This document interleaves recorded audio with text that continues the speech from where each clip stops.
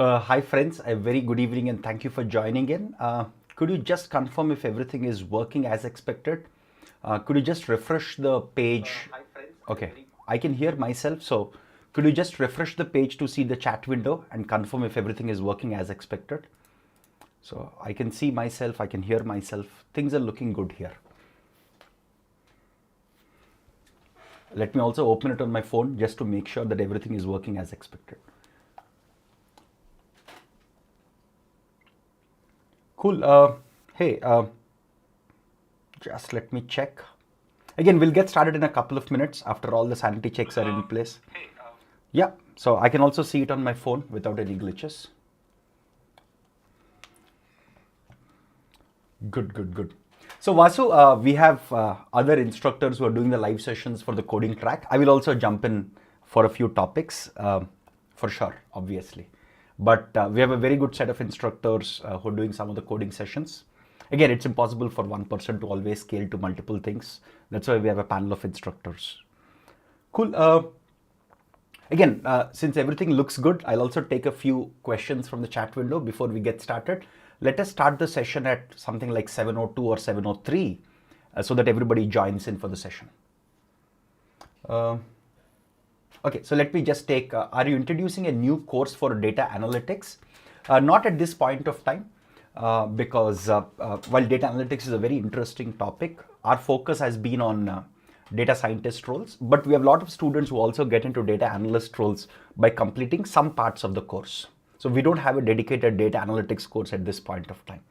Again, if time permits, we could launch it sometime later this year or early next year. So this is, okay, I think this is an alias, which is King Khan says, can we take a career break to learn data science? Please don't do that. Because career breaks often are hard to justify. Again, if you cannot learn data science while working in a regular job, that is a strong negative signal for the recruiting or hiring manager, right? You should be able to upskill yourself while you're working in a regular job. So we strongly recommend against career breaks. So please try and learn, even if it takes a little extra time, that's okay. Please try and learn in parallel to your job and apply the techniques that you're learning in data science and machine learning in your current role also. So this is from Deepak, who says, are there opportunities for math students as ML engineers? So Deepak, typically for the ML engineer role, a typical ML engineer role is a combination of data science and machine learning along with software development. So probably if you come from a mathematics background, an ML engineer may not be the appropriate role for you, but you can certainly get into data scientist and data analyst type of roles. Those are more appropriate given that you may not have a computer science or a software engineering background. How much depth of data structures and algorithms are needed to be an ML engineer? This is from Srinivas. So it depends on the company that you're interviewing for. For any company, for a machine learning engineer type of role, you would have 2 to 3 rounds of software engineer type interviews. The hiring bar is roughly similar to the software engineer, so you would need to know some data structures and algorithms. That's why we typically say machine learning engineer roles are more appropriate for people who are either software engineers or who come from computer science background. But for data scientist, data analyst, or similar roles, you don't require so much of data structures and algorithms. Of course, you need to know the basic data structures, basics of time complexity, space complexity, recursion. You need to know the basics. You also need to know a little bit of graphs, because the graphs are one of the important data structures used even in data science. So having those basics would be sufficient. You don't need to have the same level of proficiency that, let's say, somebody from a computer science background has, right? So what is the domain knowledge required for a financial data analyst? Okay. So Parthiv, this is from Parthiv Raj. I think Prathviraj, sorry. This is from Prathviraj. Okay, I got a little confused with the spelling there. So a financial data scientist is somebody who has worked in the finance domain. Like we have data scientists who work in various finance startups or fintech companies or fintech unicorns, or even in larger companies, right? Like in the finance division of Amazon, all the FANG-like companies. These people typically tend to have an MBA in finance or have chartered accounting background, or some of them even have like a finance risk analyst type of roles. And then they build the data science skill sets and then get into data scientist roles. That's one path. A lot of fintech companies also don't expect you to have a lot of deep domain expertise. Even if you're a general purpose or a general data scientist with strong skills, they would hire you and you will learn the domain knowledge of finance or risk analysis or insurance on the job, right? So you can learn some of these things on the job. Or if you have worked for a BFSI client earlier, right, and you have some domain expertise in banking and financial services, that also counts. So all these are paths through which you can become a fintech data scientist. Cool. So Pushkar is asking, I'm not able to complete some of the assignments in applied AI course. So Pushkar, please reach out to us. Please let us know where you are stuck. We'll surely give you hints. We'll give you extra pointers to learn, and we'll help you all that way. The important part is solving the assignment is part of the learning journey. So please reach out to us and say, hey, where you are stuck, what are you stuck with, so that we can guide you appropriately. Cool.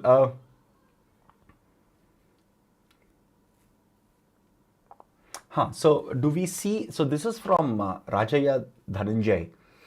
Do we see any scope for integration of non-IT background of quality control or warranty analysis with machine learning? So Rajaya, I'm not a domain expert in quality control, but from the little that I know, a lot of quality control and warranty and all of that are typically designed using historically it has been solved using the older data by doing simple statistical analysis and thereby saying how much extra you will charge. For example, if you have an iPhone, right, or any Apple device, they have something called as Apple Care, where they say, hey, we'll charge you this much and you'll get extended warranty and things like that, right? And those numbers are computed based on historical claims using some simple probabilistic models. But it is possible that you can build more aggressive and more richer, let's say, machine learning models. You can say that somebody, let's assume you know the demographic of the customer. Suppose if you know that here is a person who is a young dad, the chances that the iPhone breaks are going to be more, because if you have 2 or 3 young kids or even a single young kid at home, the chances that your iPhone breaks are higher. So you can also build more complex models and thereby more interesting pricing models for warranty or for extended warranty using historical data and some demographic data much, much better. I'm sure there is a scope for machine learning. I don't know if exactly if companies do that at this point, because I don't have deep domain expertise, but I see the potential behind it. Cool. So this is Himanshu. Himanshu says, hey, I'm a fresher and I've just joined applied ML course. What role should I aim for? Himanshu, keep yourself open to various roles. As a fresher, of course, if you can get into a data scientist role, very good. If you have a computer science background, like if you studied bachelor's degree in computer science or MCA, also look out for ML engineer roles. Also look out for data analyst roles. There are data analyst roles in good unicorn startups and good product-based startups and also large product-based companies that pay even a fresher 10 lakhs plus compensations, right? So they're very, very competitive. And once you cover all the basic concepts, you can attempt some of these roles for sure. So guys, since it is 7:05, let's get started with the questions. Let me start sharing the screen with you. Just give me a second. Okay, I'll start sharing the screen. Again, I have the chat window open on my, okay, just give me a second. I have the chat window open on my phone. Could you just confirm if you can see the screen? Then we'll get started. Can you just confirm that in the chat window? Actually, I can see myself. Okay, cool. Actually, I can see myself. Cool. Yeah. So this looks good. So let's get started with the core topic of today's discussion, since we just crossed 7:04, 7:05. So today is all about interview questions for data analyst roles. Again, I have the chat window open on my phone. I'll keep looking at it throughout this discussion, right? So let's go step by step. So before we go into the interview questions for data analysts, let me give you a brief overview of topics that are most important for a data analyst type of role. So the first and foremost, you have to be comfortable with basic Python programming. Within Python programming, you should be very, very comfortable with basic data manipulation, string manipulation, data munging, being able to write simple loops, simple recursion, some basic understanding of space and time complexity, some basic ideas of inbuilt data structures. Again, you don't have to be an expert data structures guy, but you need to have the basic understanding of foundational data structures, which we often use, like a hash table, like a list and things like that, right? So those are super duper important. So you should be comfortable with basic Python programming. You don't have to be an expert like a CS guy, but you should know the basics. Cool. Next is you have to be very, very good in SQL. So you have to be rockstar SQL guy, because as a data analyst, you're going to procure data from lot of relational, even non-relational databases, or you're going to munch, you're going to do lot of data manipulation, data munging using SQL. So a lot of companies that we talk to, they say for a data analyst, the most important skill is SQL. Within SQL, you should be able to write slightly advanced SQL queries which are nested and things like that. I'll show you a couple of examples. We will discuss one example in this session. I'll also point you to other resources. Similarly, another very important thing that you have to be comfortable with is plotting. You end up doing a lot of plotting as a data analyst just to make sense of the data. Also, you have to be very comfortable with exploratory data analysis. When I say data analysis, you have to be comfortable with the mathematics behind it. You have to understand the basic concepts of probability and applied statistics.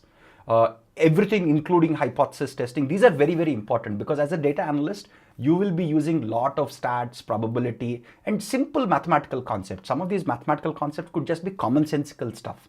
That's why some companies for data analyst rounds also have a simple high school level aptitude round. Simple aptitude, just to make sure that your math is reasonable, right? Again, when I say SQL here, it could be SQL in any, it could be PLSQL, it could be MySQL based, that doesn't matter, right? Even if you know, I mean, if you can write a reasonable SQL query which is nested, you're good to go, because somebody was asking that question in the chat window. The next set of things that you have to be very good with is to design metrics, right? Again, these are both machine learning metrics and business metrics. Okay, you have to know concepts of percentiles, things like AUC, things like precision, recall, F1 score. So you have to know all of these, both data science metrics, also business metrics. For example, there is something called turnaround time, right? Suppose if you're working in a company that does some customer service, right? The customer gives you a query, right? And you have to resolve this query. The turnaround time is the time it takes for your sales representative or your let's say customer service representative to get back to you, right? Some basic understanding of that is very, very helpful. Similarly, you have to know the basic machine learning techniques. You don't have to be an expert.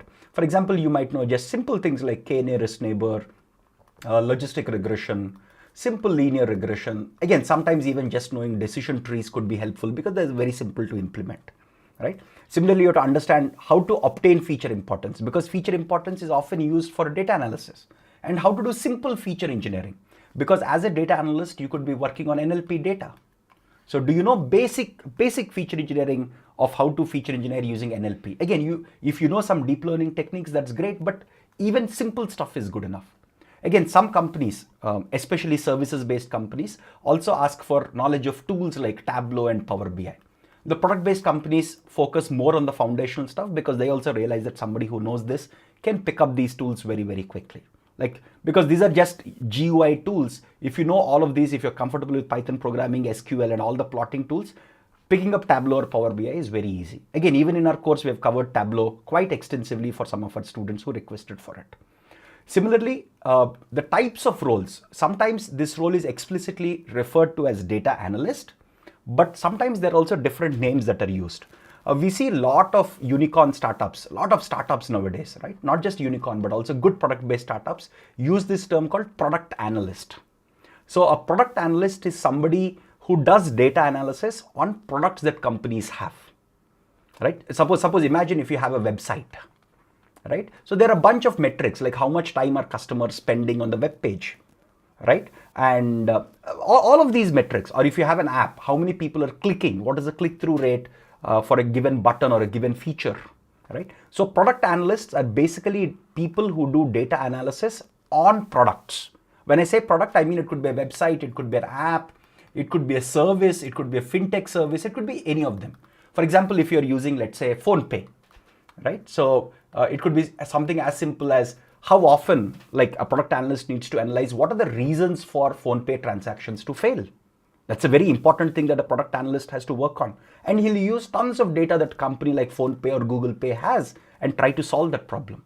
Similarly, there are risk analysts. We typically see risk analysts in banking, financial services, BFSI basically, banking, financial services, and insurance.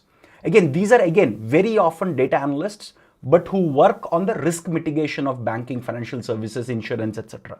So if you have a background in these domains, or even if you've worked for a client from the BFSI domain, a risk analyst is also a very appropriate role.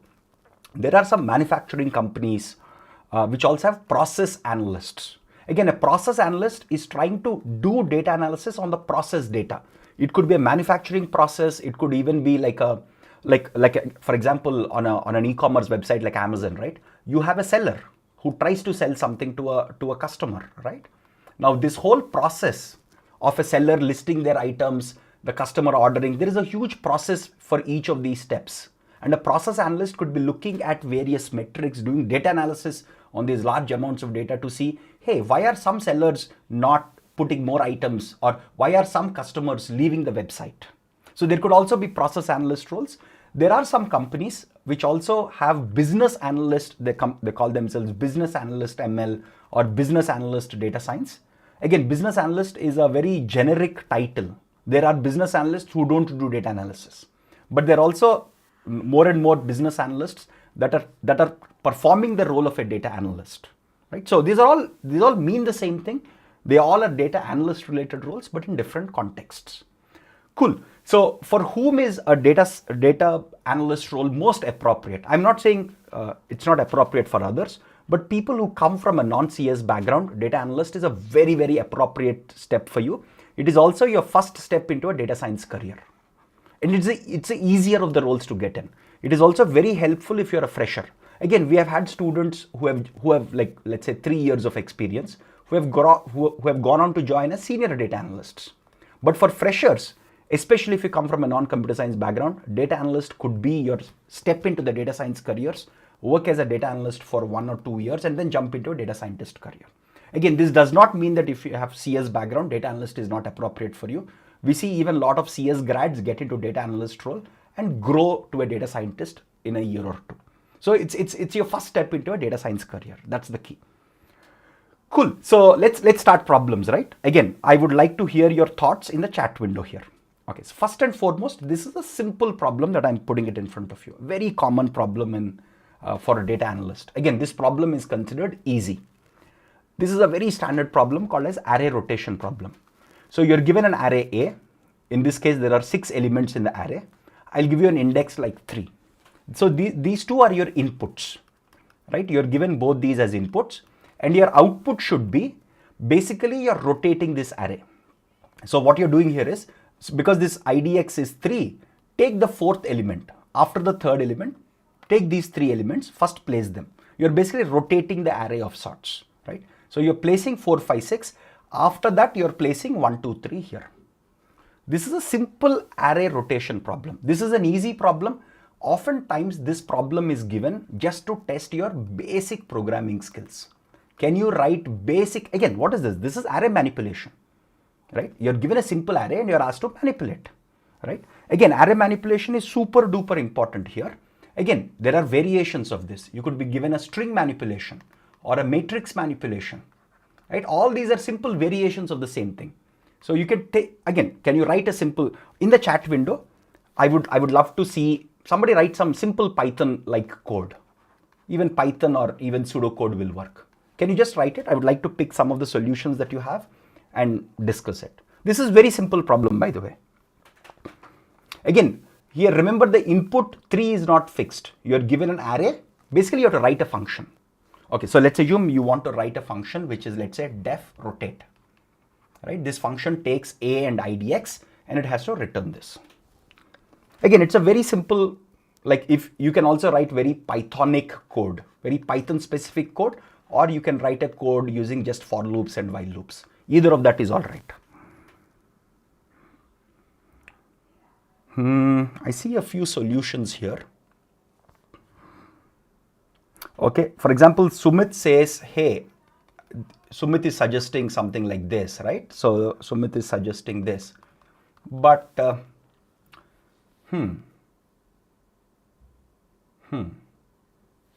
okay. He's suggesting a solution like this. Again, my suggestion is just go play with it. Again, you can just go to an online debugger, right? So let me show you. I mean, there are, okay, I have something open, but I don't want to show you the code. right? So for example, you can go to this is what I use a lot. It's called online GDB, right? I just go to an online debugger and you can change it. You can choose the language as Python 3, right? And you can write code here and play around, right? Very common tool. We use it quite extensively. Again, most of you are in the right direction. Try to write the simplest of code. Again, this is an easy problem. Cool. I see a lot of interesting solutions in the chat window. Again, just play around with it.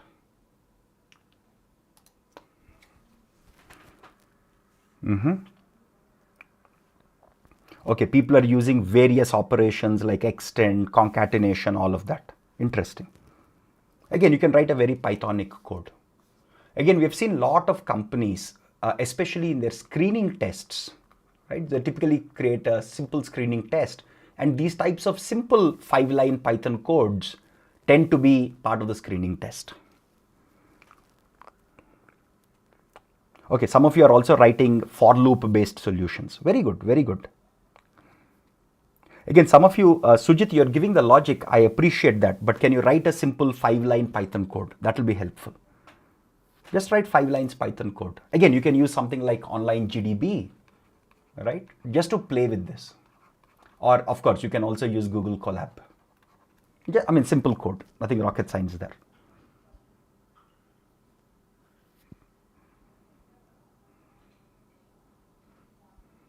Again, remember that this is a data analyst interview. This is not a software engineer interview. For software engineers, they could focus a lot on space and time complexity, or if you come from CS background, they could focus on it.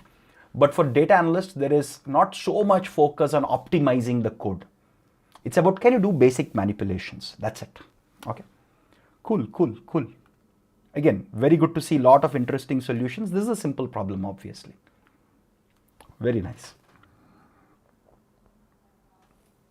Okay, so here is a 5-line solution, right? So, okay, sorry, there is a small typo here. This should be written A. Okay, it's a 5-line solution. I've also written it online GDB, check date and all that, right? So the solution is simple. You're defining a function called rotate. You're taking an array and you're taking an index. I'm trying to get the length of this array, and I'm saying, hey, what I'm doing here is I'm doing in place. So I'm basically what I'm doing here is I'm doing an in-place modification. I'm modifying A itself, right? And I'm returning A. That's what I'm doing. Of course, you can also create a temporary array and do it. That's up to you. So if you simply think about it, from this IDX, which is the index, to N, right? I'm taking all the elements. To that, I'm concatenating from 0 to IDX. Others have suggested similar solutions, and I'm simply returning A. This is a very Pythonic code. Why am I saying it's Pythonic code? Because Python allows you to do these sort of concatenations and slicing. So what we're doing here is basically slicing an array. And again, slicing and concatenation are internally implemented in Python very, very efficiently. Of course, you can write for loop code. I mean, there's nothing wrong with it. But when you write your own for loop code, the time it takes, because you're iterating through each of the elements explicitly in Python, that might be more time consuming than writing Pythonic code. When I say time consuming, I mean in the execution time of things. Okay, I also tried the same thing. There are a couple of things that you have to be careful with this. For example, I just wrote the same code here just before this live session. So same code, nothing changes, right? I just gave A as 1, 2, 3, 4, 5, 6, and let's say index is 3. So if I just execute it, let's see what happens. Yeah, it works. But you also have to test. One of the most important rules of simple programming is always handle boundary cases. What happens if IDX is 0? Does it work? Let's test that, right? You have to be careful to handle. Yes, if IDX is 0, it's not changing anything. It's doing 0 to n, right? And 0 to 0. So no basic problem at all, right? So you have to be careful to handle the boundary cases in the code, and you have to test for it. That is super duper important. So even if you're writing code using for loops, so there are a bunch of boundary cases that you have to handle gracefully. What if IDX is greater than the length? What if IDX is less than 0? What if you give an empty array, right? So these are all boundary cases that you have to test. Again, whenever you're writing similar code, just make sure that the code you have behaves as you expect, right? Again, the simplest code that I've written here. So what happens if IDX is, let's say, 7? Let's play with that. What happens if IDX is 7? Does this code work? Again, even if you're implementing a code with for loops, it works. But one other solution is you could actually write a simple case and say, hey, if IDX is greater than equal to 7, greater than equal to n, then throw an error, right? Throw an error. And so these are all boundary cases that you can gracefully handle because you want to make sure that the IDX given is less than n. What happens if IDX is negative, right? What happens? You get a slightly, because -1, because in Python, -1 corresponds to the last element, right? So it's trying to use that indexing because we are using slicing and indexing of Python arrays. So it's using very Pythonic thing here. So you have to be careful to make sure that everything works. If required, handle the boundary cases. These are the 3 simple boundary cases that you can easily handle, right? Again, does this code work if the array is empty? Let's also test that, right? Let's simply test it. Cool. Oh, it just returns an empty array. It's working. I'm using Python 3, right? Yes, in Python 3, it's working for me. So let me just, yeah, it's working, right? So this is super duper important to test all these cases to make sure that it works before you submit the code. Again, this example looks very simple. Or else, if you're not sure, again, oftentimes, if you're not sure how this works, you can just handle a case, right? If n equals to 0, handle that case explicitly. Right? It's always like if I am not sure, because sometimes I forget the Python syntax oftentimes and I have to again search for the documentation. If I'm not sure, I typically end up writing all the boundary cases explicitly. And that also showcases to the interviewer that you're handling the cases carefully. Again, even if you don't know how it works for an empty array, instead of experimenting, just handle it. That's always a good solution to think of. So whenever you're given a simple solution like this, while the solution might simply be a for loop or a simple while loop or a simple if-else condition, just make sure, always try to use Pythonic code, leverage what is there in Python. This is slicing in Python, this is concatenation of arrays. Try to use that as much as possible. That shows that you're a good Python programmer and this code tends to work faster than typical for loop based code. And always handle boundary cases. Again, that's all. Again, there are many similar problems. I'm just listing down a bunch of problems for your advantage. So imagine you're given a matrix, right? Imagine you're given a matrix. Again, I think this is one of the assignment problems that we also have or that we discussed in some of the previous sessions. Imagine you have a matrix which is sorted. The rows are sorted, the columns are sorted, right? Let's assume there is some there is some setup like that. How do you find the maximum element in a matrix, not in an array? Again, if you have a sorted array or instead of maximum element, can you search for an element? Okay, maximum element is simple, right? Maximum element will always be here if this is ascending order and this is ascending order, right? On the other hand, imagine if you want to search for an element in a matrix, in a sorted matrix, right? Sorted array, we know how to do binary search. There is a slight variation to it on how to search in a sorted matrix. Or given a simple non-sorted matrix, how do you find the maximum element? This is about iterating through rows and columns. Similarly, in one of the previous sessions for data scientists, we discussed about merge case sorted arrays.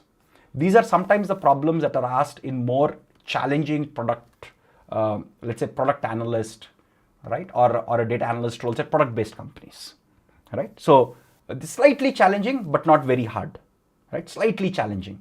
Similarly, very often we see for data analysts some regex-based question for string manipulation, right? So they'll ask you, hey, write a simple function to detect, let's say, phone numbers or date of births, right? We've also seen some like top FANG-like companies ask students to implement something like TF-IDF from scratch. They just say, hey, write a function which will return TF-IDF, right? So these are, again, this is slightly harder for sure than the others. This will also be somewhere between medium to hard. It's not hard if you think carefully. You can write a reasonable code. Again, you need not always write the most optimal code as a data analyst, but try to write the best code you can. Again, especially if you come from a CS background, even if you're interviewing for a data analyst role, or if you come from a software engineering background, they might ask you about basic time and space complexities of things. Again, if you want to see more questions, right? Again, LeetCode is one of our favorite platforms for a lot of this programming practice. we also encourage students to use it. So on LeetCode, you can just go and do this, right? So let me show you an example. Okay, so let me just go to LeetCode.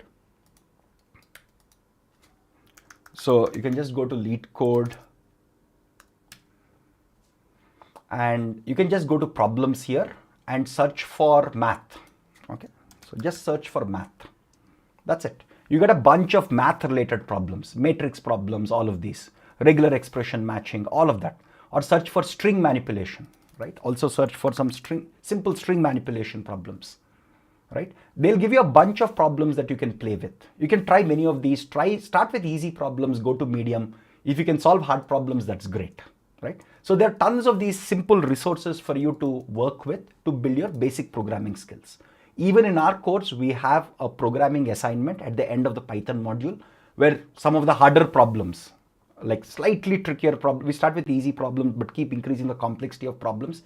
If you can solve that, I think most programming questions you can easily solve, right? Just wanted to point you in the right directions on where you can find other similar questions.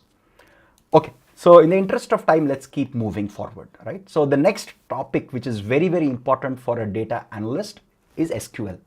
In SQL, you should be able to write nested queries. Again, this is a question that we have taken from LeetCode. I'll also point you to some interesting problems, practice problems on LeetCode. This problem will be somewhere like medium to hard. It's not actually hard. And the problem is as follows. Again, there are multiple valid solutions for this, right? So the problem is, imagine you have a table called employee, which has the employee ID, employee salary, employee name, and the department ID in which the employee belongs to. Similarly, you have another table or a relation called department where there is a department ID. Again, this is a foreign key to this, right? This is a primary key, this is a primary key here, and the department name. Given this, imagine if you want to find, let's say, the top, instead of 2, let's put it 3, the top 3 salaried employees in each department, right? So for every department, we want to find out who are the top 3 salaried employees.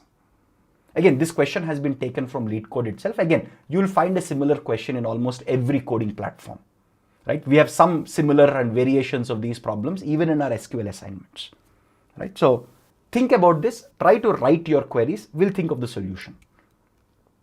I hope the question is clear, right? Where is, let's say, top 3 instead of top 2.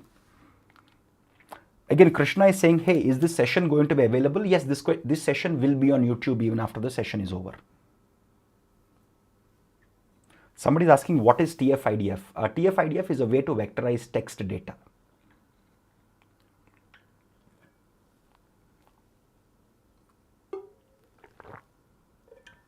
Again, please think about it. This is slightly tricky. This is not easy. You have to be careful with this. Take your time. That's okay. Again, SQL is super duper important. If the interviewer realizes that you're not strong in SQL, I think the interviews typically get discontinued. Think about it. There are many, many solutions to this. I'll show you the solution on LeetCode itself. Again, this whole notes will be made available to you. Don't worry about it, where all the links also will be. So don't worry about that. I will post this whole notes, the link to the notes on our Google Drive after the session is over in the comment section of this video, of this live session itself. This is slightly tricky, so please think about it carefully. Take your time, 5 minutes, perfectly all right.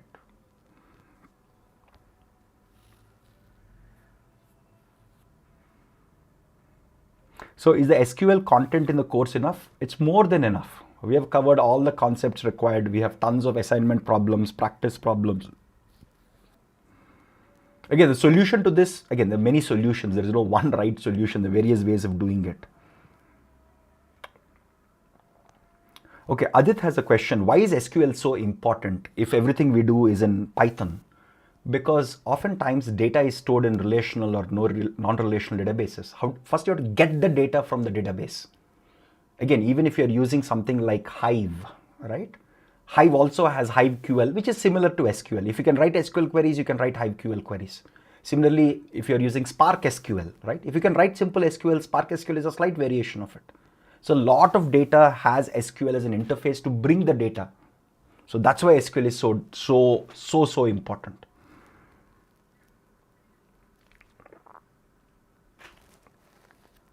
Some of you are in the right direction. Some of the solutions or partial solutions I see in the chat window, they're very interesting. But this will end up being a good nested query. There is no one solution, but multiple valid solutions.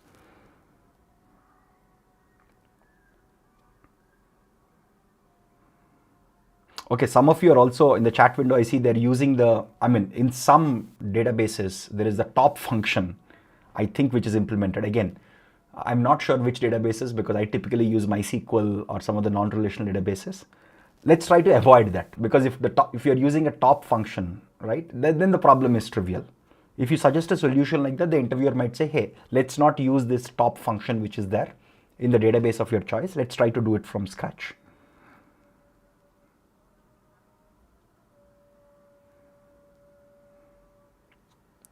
So Sucheta has a nice point. She says, I typically refer to Stack Overflow for writing SQL queries. That's good. That's a good place to learn from because you get to see others' queries. But in an interview, you'll be expected to write this from scratch because you're expected to know basic functionality, right? Again, we can write the solution for it using just basic functionality, not using any advanced features of PLSQL or Hive or Oracle databases and things like that, or even MySQL.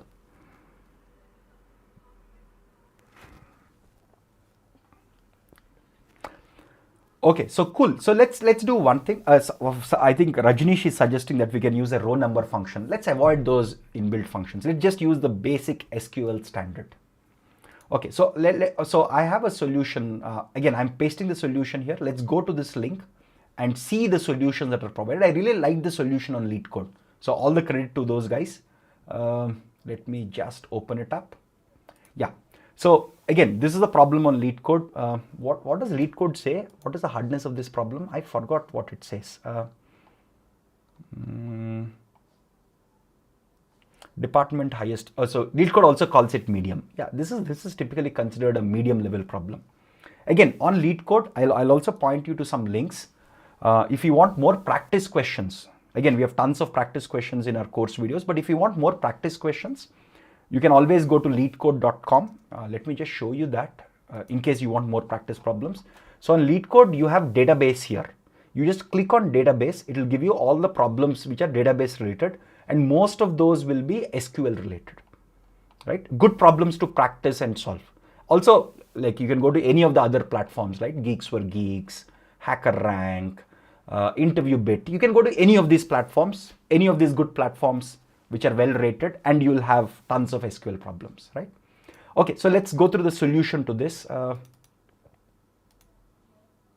Okay, so the solution, I like the explanation for the solution. I thought this is very nice explanation.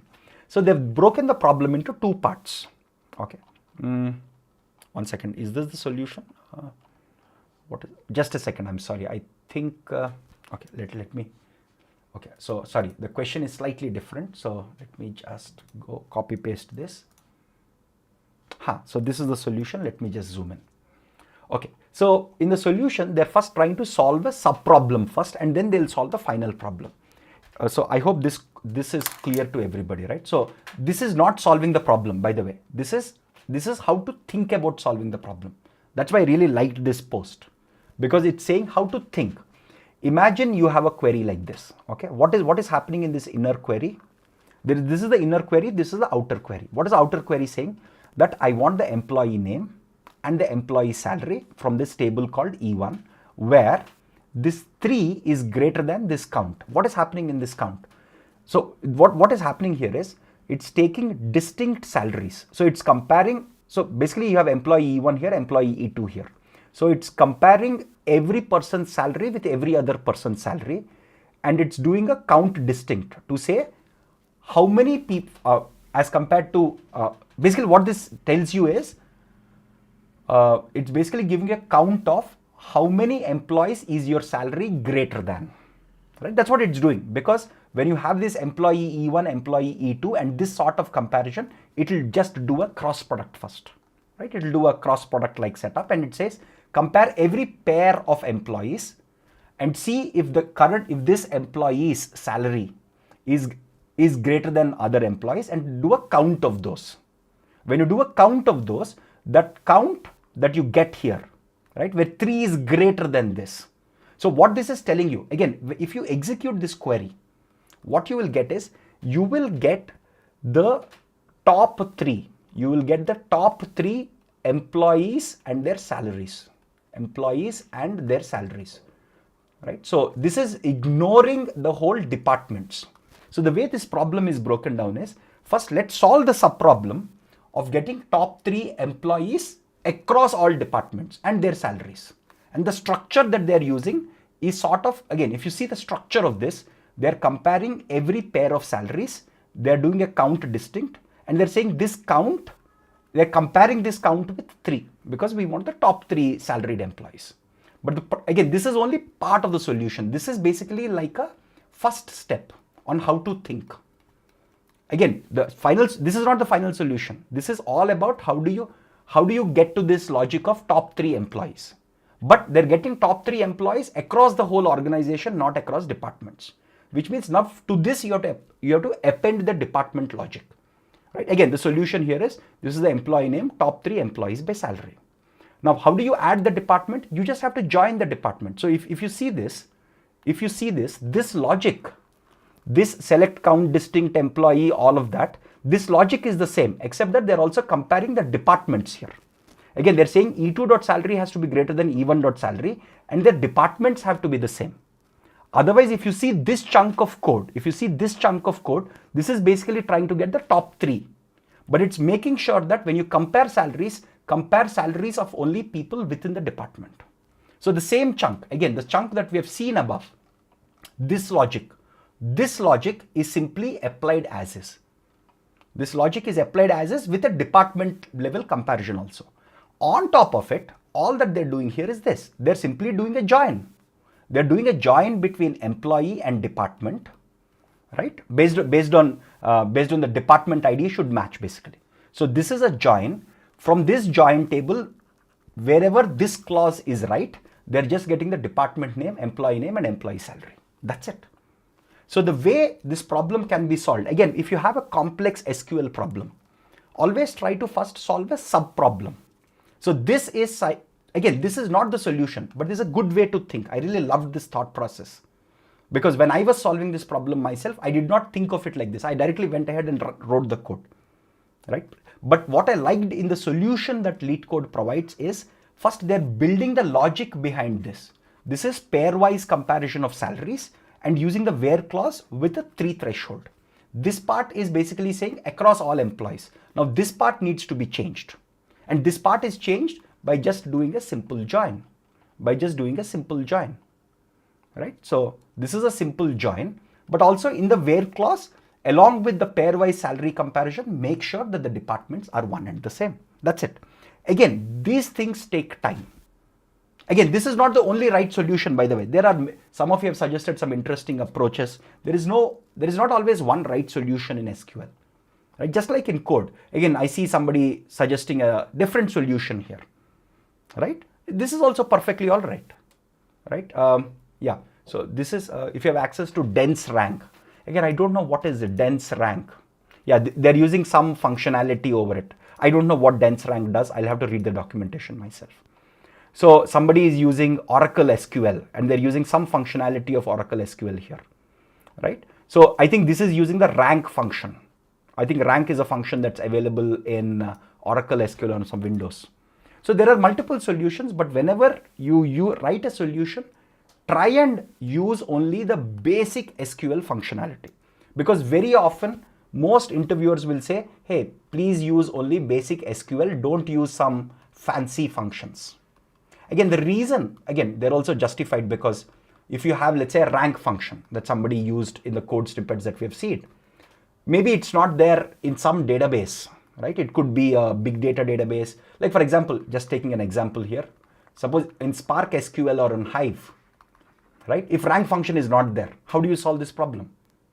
Okay, that's a simple question that a lot of interviewers ask. So my suggestion here is, again, SQL is super duper important skill. That's why even in our course, we have tons of practice problems on SQL, from easy to harder questions. And of course, trying to solve this question, if you're not very comfortable with SQL, solving this right away will be hard. So my suggestion is go to, I was showing you this earlier, right? LeetCode problem set database. Just go here. So on LeetCode, if you just go, there is database here. Pick up start with easy problems, right? Start with easy problems first. Oh, this is hard. Okay, let me see. Okay, I think I'll have to do the other way. Okay, start with easy problems first, right? Then keep increasing the hardness. But by the end of it, you should be able to solve most of the medium level questions and at least some of the hard level questions for a data analyst role. For a data analyst role, SQL is probably one of the most, if I have to pick one topic where they might ask you hard questions, it is SQL. Not even programming, it's mostly SQL itself, right? So you have to be careful with that. Again, I will provide these links to you. There is, again, just to be very clear, for the department top 3 salaries, there is no one right solution. There are multiple right solutions. I just try to explain you something that works. Again, in the interest of time, I'm moving on. Again, we have done a live session just on SQL queries. It will be there on our YouTube channel.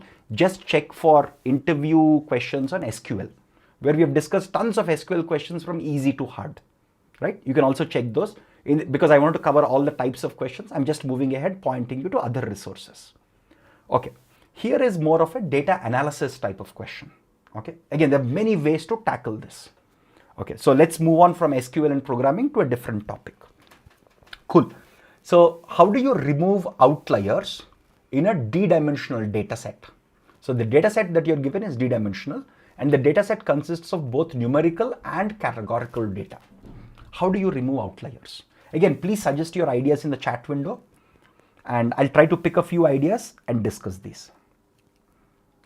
Again, Sagar, you are asking a very nice question, where to practice probability and stats questions. I'll come to that because I have a probability stats question here, right? I'll also point you to some resources as usual.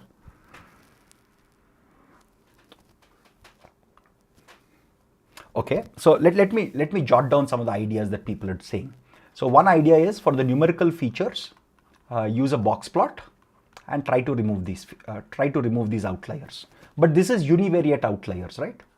What you're doing is sort of like a univariate analysis based outliers. Our data is a d-dimensional data set.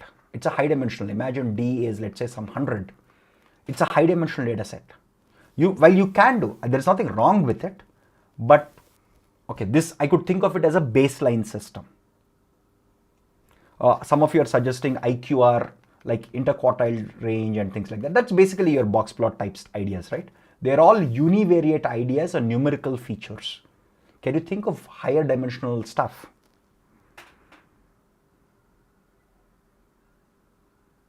So some of you are suggesting z-score, right? So whether you're using IQR or z-score, they only work for numerical features. They don't work for categorical data.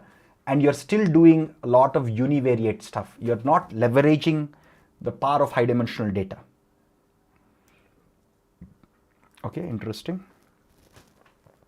So somebody is suggesting, okay, so there are a couple of other suggestions. Local outlier factor. Again, this is a technique that we discuss in our course videos. This is like a nearest neighbor based. This is like a nearest neighbor based solution. Yes, you can use it. Some of you are suggesting something like a DB scan clustering algorithm. Yes, you can also use that, which is also a density based approach, right? So there are many approaches like these, right? So cool. So I also see some of you suggesting PCA and t-SNE. Again, you may not want to use t-SNE per se because t-SNE is better for visualizing high dimensional data rather than finding outliers, right? Because outliers in the original data need not be outliers in the t-SNE embedding, because t-SNE is a probabilistic algorithm. It may not be able to preserve all distances in the high dimensional space. PCA also has this problem that PCA is good if you want to do dimensionality reduction, but it may not be the most appropriate technique to find outliers. Well, some types of outliers can be found using PCA, no doubt about it. Somebody is suggesting that you'll use a one class SVM, but the problem here is I never said that there are class labels here. There are no class labels. It's just a d-dimensional data set.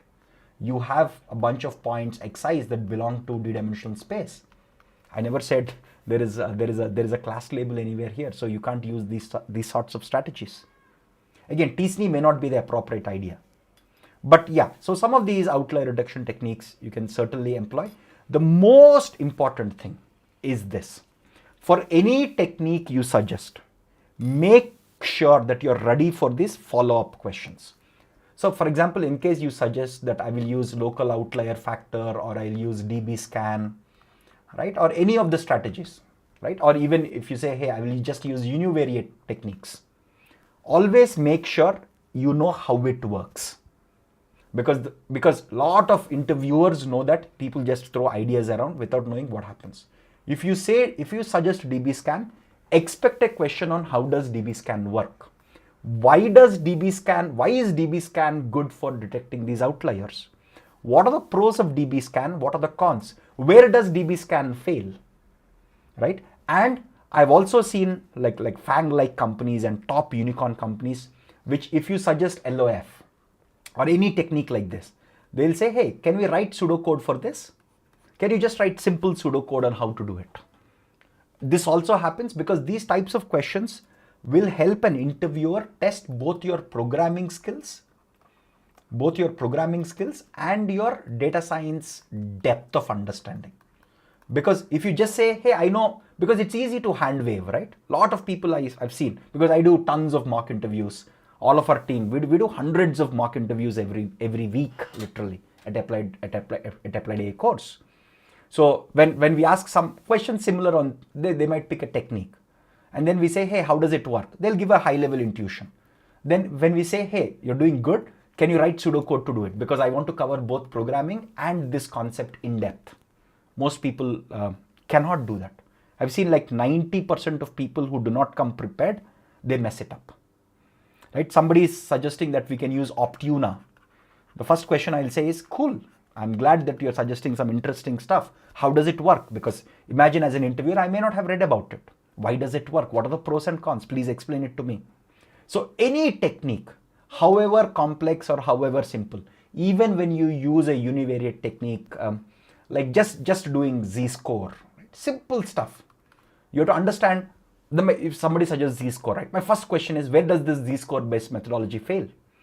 Or if you suggest IQR, where does it fail? What are the cons of it? Where should I not use it? And you have to be prepared for those questions. Okay, somebody is suggesting a more complex technique like a ransack. But how do you do ransack here? You have to use ransack in combination with a machine learning technique. What machine learning technique will you use with? This is not a classification data set. I never said this is a classification setup. I just said you have d-dimensional data set. That's it. Right? I never said this is classification or regression. So how do you use? So before you suggest your technique, like for example, for this question, if somebody says ransack, right? I will say, cool, but I don't have any labels. This is not a classification or regression problem. How do you apply ransack here? If somebody can justify it, great. I mean, terrific. If somebody cannot justify that, that shows your lack of actual understanding or practical understanding. You're just throwing names of techniques that you know without thinking through how they work in the given context and why they should work in the given context. So be very careful, think through very carefully when you suggest a technique. Right? That's super duper helpful. So somebody is also, Pratap is suggesting regression diagnostics. Again, the problem here is there is no regression. Where is the regression here? You have a bunch of numerical and categorical data. There is no class labels, there is no output variable, none of that here. But of course, there are ways on modifying this problem and making it a classification. Of course, you can remodel it. So when you say this is a technique I'll go, we will say, hey, why does it work? How does it work? Be prepared for these questions. Because if you're not prepared, again, we see a lot of students, this is not a hard question. This is a simple question. And even if people suggest simple univariate analysis, that's okay. As long as they can justify this, that's cool. Again, we see in our mock interviews at least that 90% of students are not able to answer these questions. So we tell them, please go revise and let's reschedule the interview. Or these are the points that you should improve for your second interview. Right? If people are doing 90% okay, we say that's okay, 10% revise this in the next one. Again, somebody saying logistic linear regression. This is not a classification or regression problem. Please listen to me. This is just a d-dimensional data set of numerical and categorical data. Now, how do you encode this categorical data now? That's another part. Based on how you encode, the outliers could also change. Will you do like a one-hot encoding? Do you do what do you do here? right? Again, intentionally I framed this question saying I have a high dimensional data, I have both numerical and categorical data. So you have to be careful to read the question and think through. Again, for these types of problems, you can use LOF, DBScan, all of again, I mean, you can also, actually, there are ways to formulate this in a RANSAC setup also, but you have to be careful about it. Okay, there are ways, it's not straightforward, it's a contrived way, but you have to be careful with it. That's the key. Okay, cool. So again, this is just to show you that something that looks very simple, people can dive deep a lot, right? So another very nice question from Pushkar is, how do you decide which technique to employ? Very, very nice question. Let me answer that. So you look at the problem first. Okay, so this is high dimensional data. This is not univariate. You have both numerical and categorical data. So amongst all the techniques that you have, see which of them can be made to work. See, for outliers, you typically do outlier detection based on 3 broad strategies, right? So one is basically like a nearest neighbor like strategy. Other is a density based strategy. The third is a model based outliers. These are 3 broad strategies that you employ. See which of them, or you can also do univariate analysis, right? Univariate analysis, or with univariate, you can either do parametric or non-parametric, right? You can do parametric or non-parametric. When you're using z-score like stuff, you're using parametric statistics. When you're using IQR, you're using non-parametric statistics. Amongst all the techniques that you know, see which of them fit the bill. This is high dimensional, both numerical and categorical data. See which of them fit the bill. So your LOF is a nearest neighbor like strategy, right? See if it can solve the problem. Again, the final solution that you might implement, you'll have to experiment. It is data science. Data, in any scientific field, you have to conduct experiments. So once you shortlist a bunch of strategies, you experiment with all of them and see which of them is working best for you.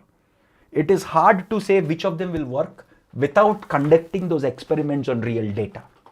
But the intention of this question is to see if you can think of all the techniques that you know and which of them fit the bill here. Right? Even for categorical data, you can do a univariate outlier detection. And how do you do it? Suppose, imagine I have a categorical feature here, and let's assume there is one category. Let's assume there are 3 categories, C1, C2, C3. Let's assume one category occurs very, very rarely. It occurs only 0.1% of the times. Then, I mean, again, you have to go back to the domain and say, hey, is this category very important? If it's not important, if it's like some useless category, you might want to drop all of that categorical data altogether, right? So you can also do univariate frequency-based categorical data outlier detection. You can do that, right? So it's all about to see what your thought process is and techniques that you suggest, like LOF or DBScan or any model-based. So RANSAC is like a model plus some stats-based technique. For anything you suggest, can you map that technique to the problem at hand? And if so, do you understand the technique in depth? Again, there is no one right solution. So LOF is local outlier factor. It's one of the simple nearest neighbor based strategies. Again, there are many, again, I'm not saying the techniques that I've suggested here are exhaustive. There are hundreds of outlier detection techniques. Any technique you know, remember that the interviewer may not know everything.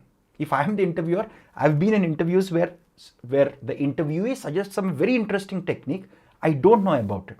And I ask them, please explain how it works. Right? Cool. So somebody is suggesting, can I do a 3D box plot? No. So there are only 2D, box plots are only for univariate analysis, right? Cool. So can't we use mean, mode, standard deviation? You can. That all falls into your univariate analysis for numerical data. I mean, there's nothing wrong with it. You have to justify that. So if you suggest a solution like that, the interviewer might say, hey, we are given a 3-dimensional data set. I agree that univariate analysis can be done, but can you go beyond and look at the high dimensional data and do something about it? Right? These are all follow-up questions that you can think of. Okay. So let's change tracks a little to probability. Okay. Standard probability question.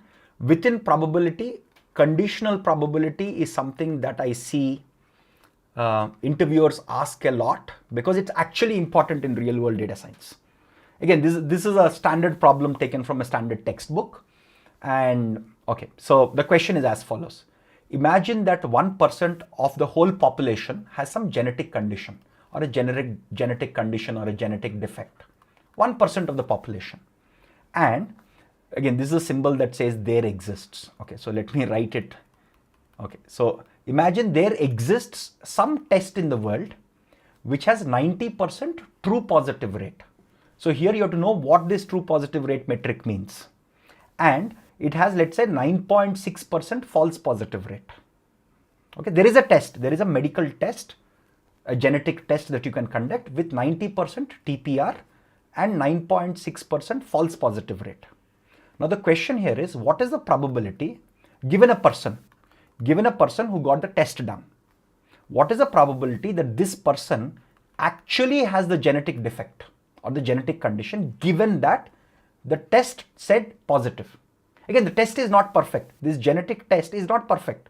It has a 90% TPR and 9.6% FPR. Given this, what is the probability that this person has a defect given or conditioned on that the test is positive? The test said, hey, this person has this genetic defect. Positive basically means it's saying the person has a defect. What is the probability the person actually has a defect if the test says positive? Think about it. Simple question. Or let me put it this way. I would rate it, for a data analyst, I would rate it as a medium level question. Not easy, not hard.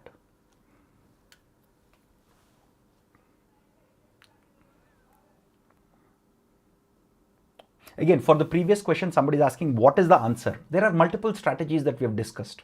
You can suggest any of them, but make sure you understand how they work.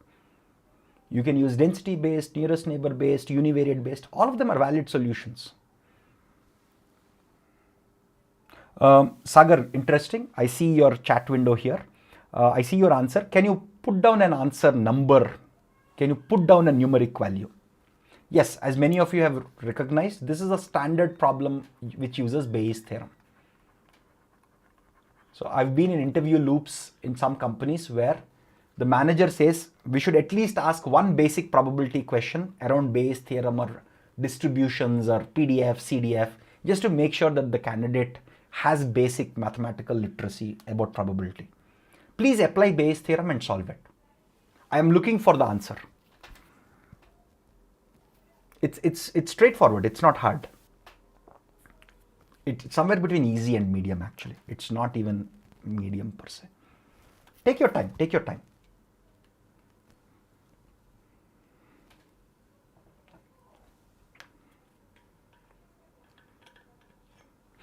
Two things. Can you write the mathematical expression along with the final answer? That way I know what your thought process is along with the final answer.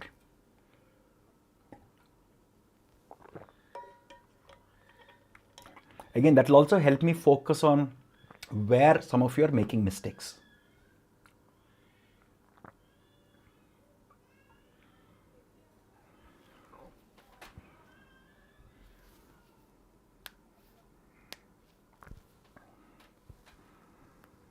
Again, I don't remember the answer. I remember the process to the answer or the steps to the answer. I'll have to check the answer myself, but let's see.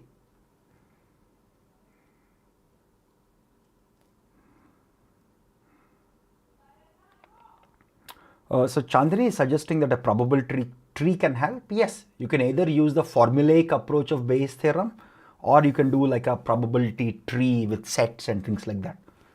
That's perfectly all right. Either way is all right.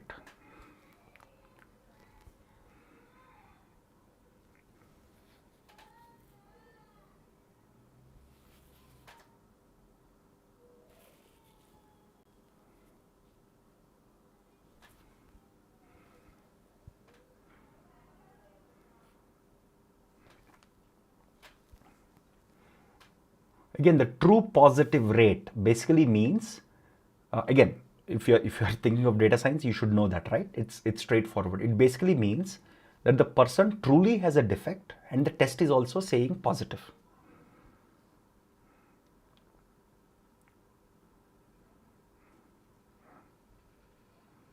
Interesting. False positive basically means that the test is saying positive, but the person actually doesn't have the condition. Good, good, good. I see some of you solving it. Very good. Encouraged by that. Very good. I see the steps also, some of you putting it down. Very good. Very good. Again, this is a very standard thing from I think this is from one of the basic probability textbooks, if I'm not wrong.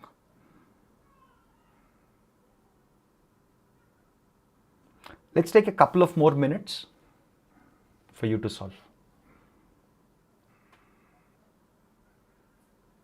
Those of you who are struggling, probably I can give you a small hint to just set you on the track, right? Always when you want to do Bayes theorem, right, always write down the events. So let's assume C is the event for a genetic condition, right? Event that a person has a genetic condition. X is a positive test result has been made. So what do we want? We want the probability that the person actually has a genetic condition given that the test resulted in a positive result. This is the conditional probability that we want to compute. Now this we can write it as probability of C intersection X, sometimes C intersection X is also written as C comma X divided by probability of X.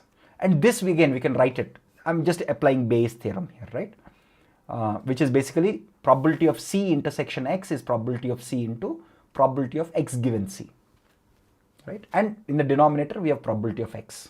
So think about breaking probability of X into probability of X given C and probability of X given not C, right? Because there are only two possibilities. Either the person has a genetic condition or the person doesn't have a genetic condition. Now try to see if you can fill in the details. Again, many of you are on the right track. I see many of you putting in the mathematical expressions.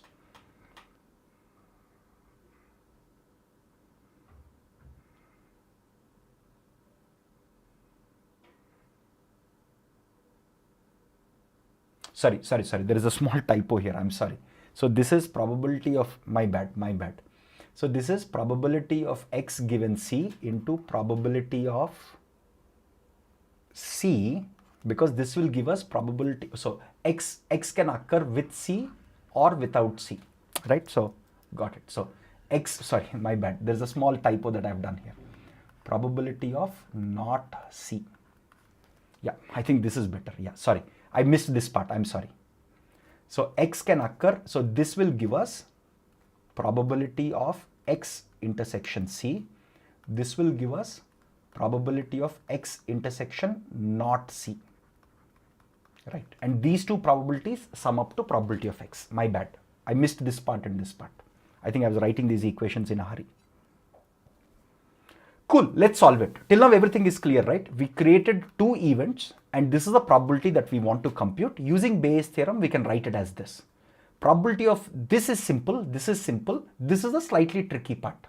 So this probability of X can be written as probability of X intersection C plus probability of X intersection not C. And this again, we can write it as a conditional probability. This again, we can write it as a conditional probability. Now let's try to fill in the numbers. Okay, so let me just correct this also here. This is probability of C into, this is probability of not C into. Okay, minor correction there. Now let's try to fill in the details. What is probability that the condition exists in the population, right? The probability that the condition exists in the population is 0.01. I've done a lot of errors here. It's 0.01, right? So 0.01. Okay, I think I wrote these expressions in a hurry. Because the probability that the condition exists among the population is 0.01. What is the probability that the test is true, right? What is the probability that the test is true if the condition exists? This is nothing but the true positive rate. And the true positive rate is 90%, right? Now, this into this is same as the numerator. So 0.01 into 0.9, right? Now let's look at this. What is the probability that there is no condition, no genetic condition? 99%. Because probability that the genetic condition exists is 1%. The probability that the genetic condition does not exist is 99%. And what is this? This is basically saying that the person does not have the genetic condition, but the test said he has. This is nothing but your false positive rate. Your false positive rate is 9.6%, right? If you solve all of this, you get 8.65. That's it, right? So small typo from my side. I forgot to write this and I forgot to write these in a hurry. and this should be 0.01. But the math, everything works out, right? Very simple. Very simple. Again, this is all about, again, to solve these sorts of problems, again, we discussed this in our course videos also, you have to first write this probability expression and see what information we have. Again, this is slightly made tricky because we use the terms true positive rate and false positive rate, which are actually typical data science metrics that are used, right? But other than that, this is a straightforward problem. So the key idea here is Bayes' theorem and basic concepts of probability are very, very important. When I say basic concepts of probability, it is about distributions. It is about conditional probability, right? These are simple concepts. Concepts like say z-score, Gaussian distribution, Bernoulli distribution, Poisson distribution, some basic stuff, power law distribution, what is PMF, PDF, CDF, all those basic concepts, you have to be solid at them. And if you want more problems for Bayes' theorem, pick up any standard textbook for probability, any standard textbook, just Google search for textbooks or just Google search for questions. Let me just show you this. Pick any good textbook, and so let's say probability textbook, right? So probability textbook. Okay, my bad. Probability textbook. Okay, this is good. Sheldon Ross. I remember studying this in undergraduate and graduate days. So a second course or a first course in probability, Sheldon Ross has tons of problems like this. Pick up any of these standard undergraduate level books and you'll have tons of these very simple problems.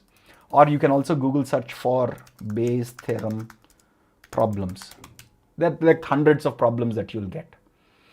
Statistics, how to, I also like, so there are also some like 11th, 12th class problems from IIT JEE, which are also good, right? So one other, so disease example, disease problems. Again, just a Google search away, you'll get tons of problems. And I think I took the problem from statistics, how to, which itself took the problem from another textbook, right? So tons of, again, you can go to any probability course online at a university, take their exercise problems, tons of problems, right? So no worries about that. But make sure you're solving a bunch of Bayes' theorem problems so that your concepts of conditional probability become strong.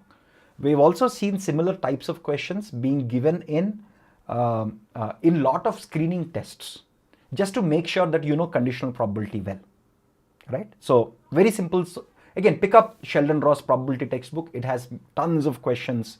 Or go to IIT JEE questions about Bayes' theorem. I think Bayes' theorem is nowadays taught even in 11th and 12th class. So you could just pick up some good questions from IIT JEE and solve them. They're not hard, they're basic, especially Bayes' theorem. Calculus probably might be a little harder for some of you because some of you have forgotten it. Okay, so let's go to the fifth question. I think this is the last question of the day, right? So I just try to pose and discuss multiple problems for you. So again, please read the questions carefully.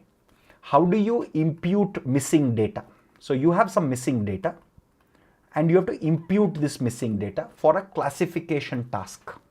So your data set now consists of xi's and yi's. Yi's are categorical, that's why it's classification data set, and you have some missing data, right? Again, your xi's are d-dimensional, right? And your yi's are categorical. Let me just write that clearly here, right? So your yi's are categorical. Given this fact, the question here is, how do you impute data? Again, let's follow the same strategies. Any technique you say, again, there is no one right or wrong solution. This is all about testing if you can think through various solutions and justify your solution, and do you understand these solutions? That's it. Cool.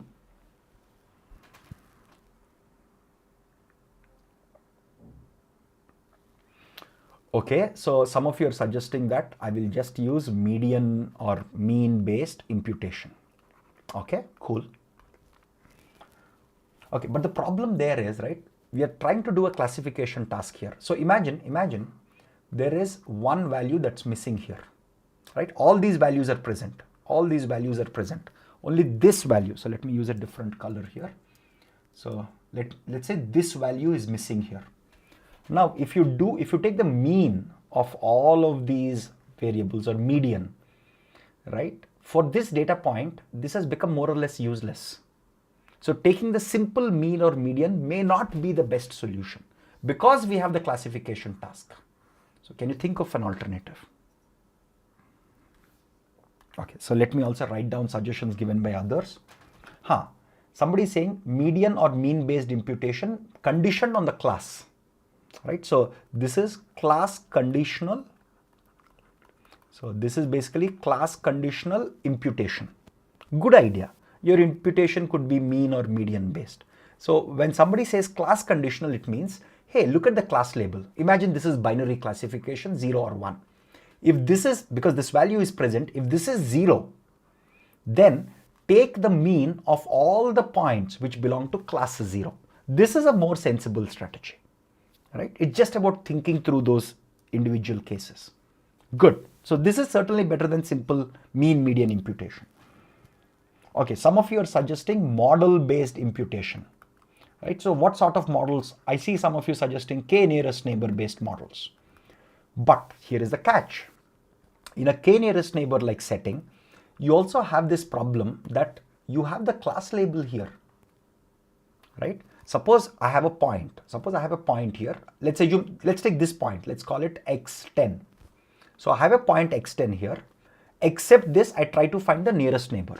Within the nearest neighbor, I'll have some positive labeled points, some negative labeled points, right? Let's say more positive labeled, fewer negative labeled. So if you take a model-based imputation wherein you're taking all these values and taking some average or mean or whatever it is, right? Or imagine again what happens if this is, let's say, categorical variable. So again, model-based imputation can also be done class conditional. That's something that you have to think through. Okay, that's something that you have to really think through. So KNN imputation, right? Even KNN imputation, you can do it with class condition, right? So the others are also suggesting more advanced techniques. I think Rahul is suggesting this, which is a technique called mice. Interesting. But again, it's an iterative strategy. It does well. Cool. Very nice. And just make sure that if at any point you're suggesting a slightly more technique, like even KNN based imputation or mice or anything, make sure you understand how it works, where it doesn't work, and be ready to implement it in pseudocode. Right? That's important. Now I have a slightly tricky part here.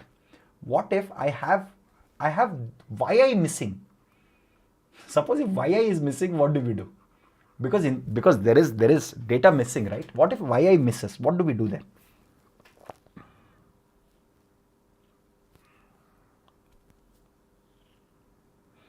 Create a random point from training data. Now yi, the class label is missing. What do we do?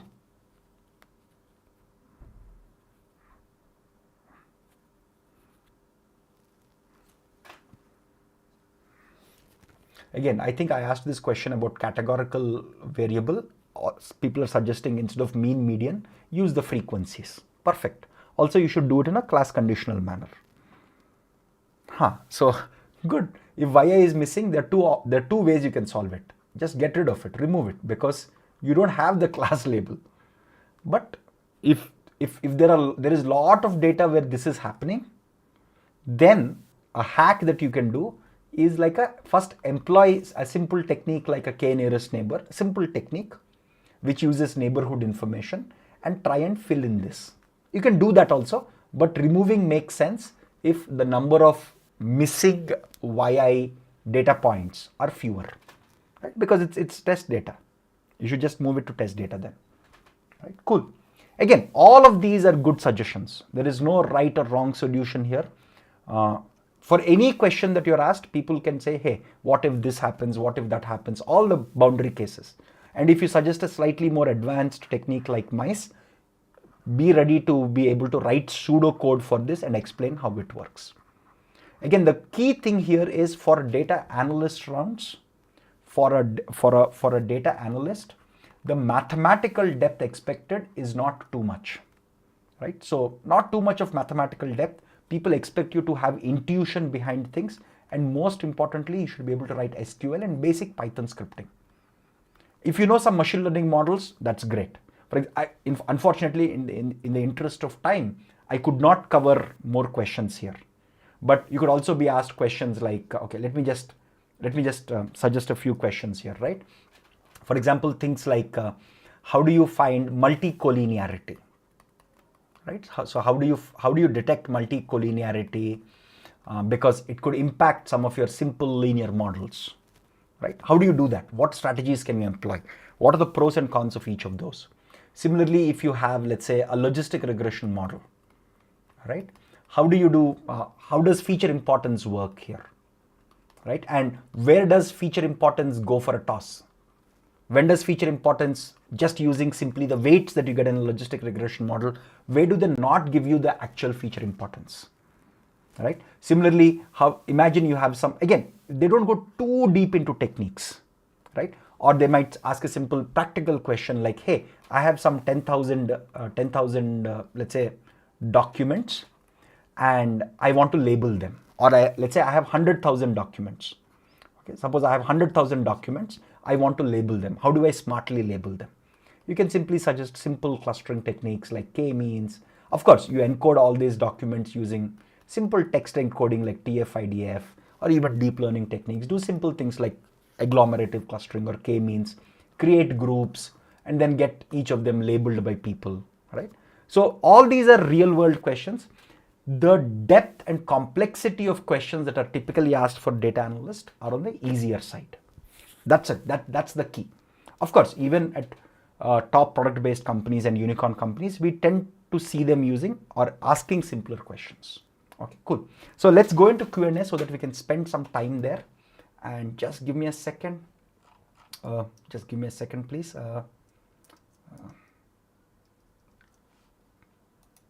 Cool. So, okay, I'll take some of the questions that are there in the chat window, and cool. Okay, I see the questions faster on my phone, so let me just see them on the phone. So, pseudocode means math or code in Python. So pseudocode basically means that I want the logic behind the code. I'm not looking for syntactical correctness, right? I'm primarily looking for accuracy in the logic. If you can write Python code, that's better. But sometimes if you're not comfortable writing perfect code, just writing the logic behind how it works is good enough. That's the key. Very nice. Arun has a very nice question. What to show as project for data analyst roles? You are very, very good projects for data analyst roles will be take data sets that are publicly available on platforms like Kaggle and do thorough data analysis. Again, I could not cover questions on hypothesis testing here, right? So do hypothesis testing, come up with interesting hypothesis, come up with interesting questions on the data, and try to answer those questions using simple data analysis, whether it's plotting, whether it's a feature importance, whether it's just doing hypothesis testing and things like that. Simple data analysis. And you could build a very, very strong portfolio wherein you say, hey, here is my question. Here is a question a business question that I want to answer. Here is the analysis that I've done. Here are the observations. And you can write, like, data analysis is an often overlooked but probably one of the most important things. Even after we build models, we do data analysis on errors and mistakes, right? So if you can showcase that you have a terrific data analysis skills, data analyst jobs are straightforward for you. So good resources for practicing advanced SQL apart from LeetCode. Go to any of these platforms. I was suggesting these earlier, right? You have things like LeetCode, you have things like Geeks for Geeks, HackerRank, InterviewBit. There are tons of these platforms. So you can pick any of them and that's perfectly all right. Is a DSA required for data analyst? You are expected to know basic concepts of data structures and algorithms, like for example, a hash table. You have to know basic binary search. You have to know basics of time and space complexity. You have to know basic recursion. You're not expected to know dynamic programming, graph traversals and all that. That's not required. But basic stuff you have to know. That's the key. Which of the tools is best, Microsoft Power BI or Tableau? I am oftentimes tool agnostic. We often recommend our students that don't fall too much into the trap of a tool, because a popular tool today might not be popular tomorrow. And suppose, imagine if you learn Power BI, if there is a role for Tableau, you would miss it. So my suggestion with all of our instructors, mentors, we all suggest the same thing. have strong foundations, have the skills to implement everything in a programming language like Python, learn Tableau. Once you know plotting techniques, once you know data analysis techniques, I've done I think 2 or 3 sessions on Tableau. It was some of the easiest sessions we have done for our students because students already knew all of the techniques. It's just about drag and drop and how to use the UI. It's like teaching people how to use Excel or how to use Microsoft Word or Microsoft PPT. Very similar. So once you have strong foundations, picking up these tools, using the official documentation, official videos is a weekend's work. And that's how I actually picked up these tools, just to play with them, right? So don't focus too much on tools. If possible, learn both of them. Why not learn both of them is my point, because it takes just a couple of days to learn these. Cool. Okay, this is from Abhishek. I have 2 years of experience in automation testing. I want to change my domain to data analyst. What should I do? Interesting. So Abhishek, since you've done automation testing, I'm assuming you're comfortable with Java or Python based on whether you've used Selenium or some of the other tools that are available. So given that you know some programming, you can aim for both data analyst as well as data scientist roles. I mean, be open to both the opportunities because we have seen people who come from automation testing get into data analysts at top product-based companies. Also, data scientists at good startups. Both of them are possible for you. Again, we have seen some people who are good programmers. Even as an automation tester, they've done good Python scripts or Java scripts, Java programs, not scripts, I'm sorry. So Java programs, and they are able to even crack machine learning engineer roles. So that's very, very plausible. Cool. So this is a question from Darshan. For senior data analyst, what are the key points for a good portfolio? Nice question. So as compared to a data analyst, a senior data analyst is typically expected to have more domain knowledge and knowledge of more techniques. So a senior data analyst at many companies typically get the same compensation as a data scientist, and or sometimes even more. We have seen senior data analysts in good product-based startups get about 20 lakhs plus, right? Like these are people with 2 to 3 years of data analyst experience or relevant experience.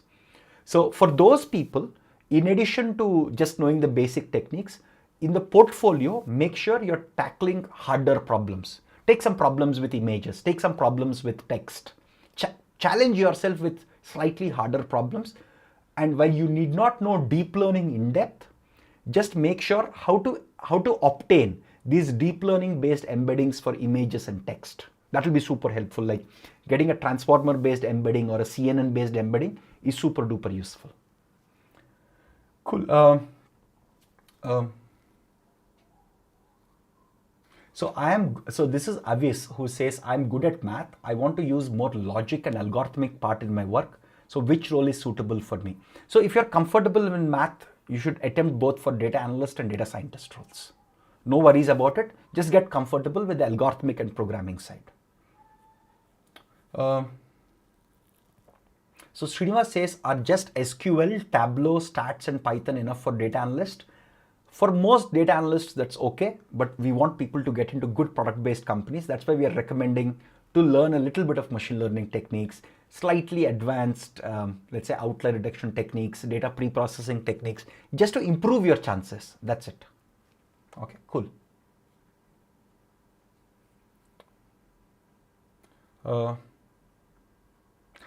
So Aish, I think, yeah, the alias is Aish.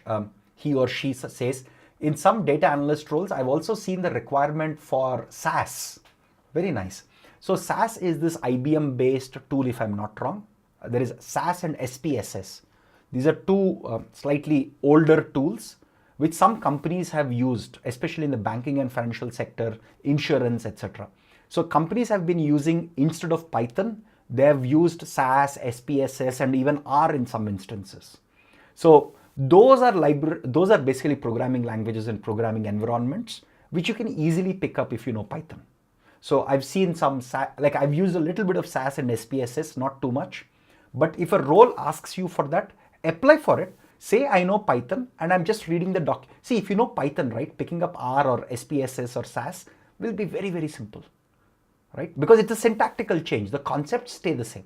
The libraries change, the syntax changes, and you can pick it up and be honest about it to the interviewer, right? Cool. So Avinash says basic Python, NumPy, Pandas, Matplotlib, Seaborn, Stats, Math, Scikit-learn. I think that's a good collection of libraries that you should know. Pretty good collection. So Sujit says, hey, can we use matrix factorization for filling null values? Yes, you can. Why not? Because matrix factorization is a terrific technique that you can use. Without doubt, you can do it. No doubt about it. I did not go into the direction because matrix factorization is a slightly advanced mathematical tool that people, typically data scientists, know. But if you know that, great, why not? So here is somebody whose alias is Shri. I have 17 plus years of software experience. How to explore data science roles? Very nice question. So anybody with more than 5 years, or especially people who are like an architect with 10 plus years of experience, the most important thing that you should do is while you're learning data science and data analysis and all of that, try to incorporate that into your day-to-day projects. As a small module, that's okay. And as you keep incorporating more and more, again, most likely you're a senior manager or an architect, right? So you have more opportunity to incorporate these advanced topics or advanced concepts into your existing projects. Build proof of concepts for your existing clients. A lot of our students with 10 plus years of experience, even many of them with 5 plus years of experience have done that. They showcase their skills in the existing project to companies or to their clients. And that gives them the opportunity to become a data scientist in the same org or jump into a data scientist or a lead data scientist. We have people with like 5 plus years of experience in software development who have become lead data scientists directly because they have the maturity of work and they've also tried to deploy as much as possible or employ the techniques that they're learning in their current job. That's the key.